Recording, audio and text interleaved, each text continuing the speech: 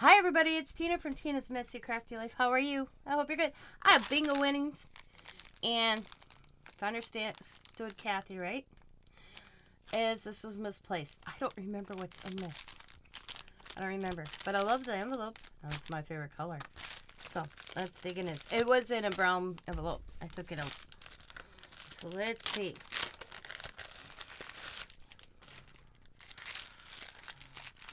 Sorry, this was misplaced. Just found.